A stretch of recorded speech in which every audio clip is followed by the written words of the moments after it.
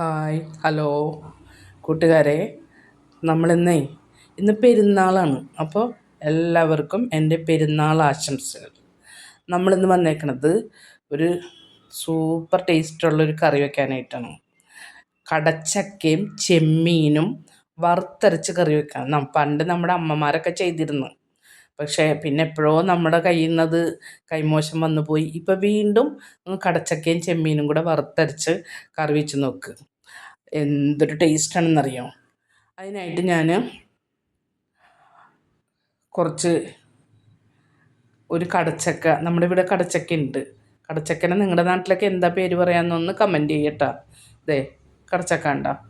ഈ കടച്ചക്ക ചെറിയ കഷ്ണങ്ങളാക്കി മുറിച്ചിട്ട് കുക്കറിൽ ചെമ്മീനും കൂടി, ചെമ്മീനില്ലേ നമ്മൾ വാങ്ങിക്കണ ചെമ്മീൻ ക്ലീൻ ആക്കിയിട്ട് ഇതിൻ്റെ കൂടെ ഒരു പിടി ചെമ്മീനും ഈ കടച്ചക്കയുടെ കഷ്ണങ്ങളും ഇത്തിരി മഞ്ഞൾപ്പൊടിയും ഉപ്പും കൂടി ഇട്ടിട്ട് വേവിക്കാം.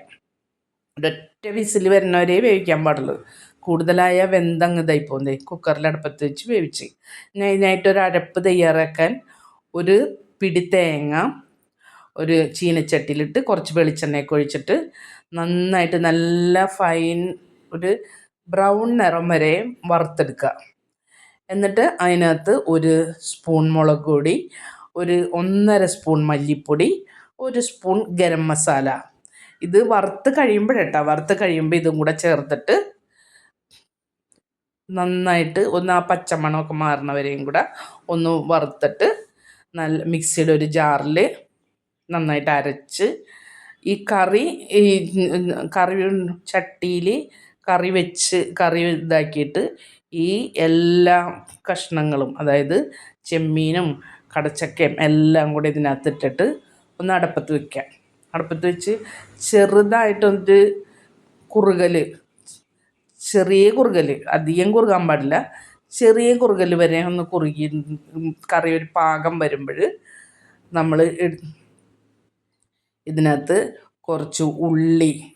കുറച്ചധികം ഉള്ളി ഒരു ചീനച്ചട്ടിയിൽ കഷ്ണങ്ങളാക്കി ഇട്ടിട്ട് വെളിച്ചെണ്ണ ഒഴിച്ച് നന്നായിട്ട് മൊരിയിച്ചിട്ട് ഇതിനെ ഈ കറിയിലേക്ക് അങ്ങ് ഒഴിച്ചു കൊടുക്കും.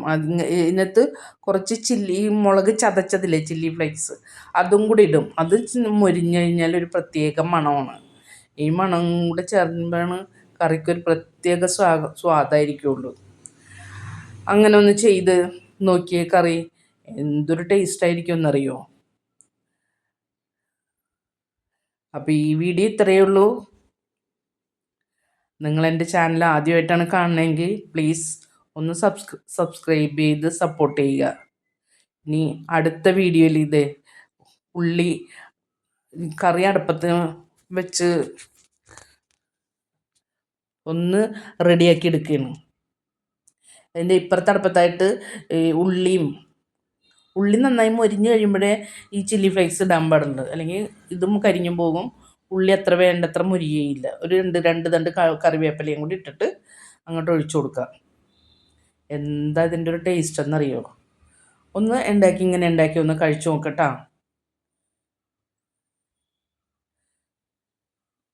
ഈ വീഡിയോ ഇത്രയേ ഉള്ളൂ. ഇനി അടുത്ത വീഡിയോ കാണും വരെ ബായ്.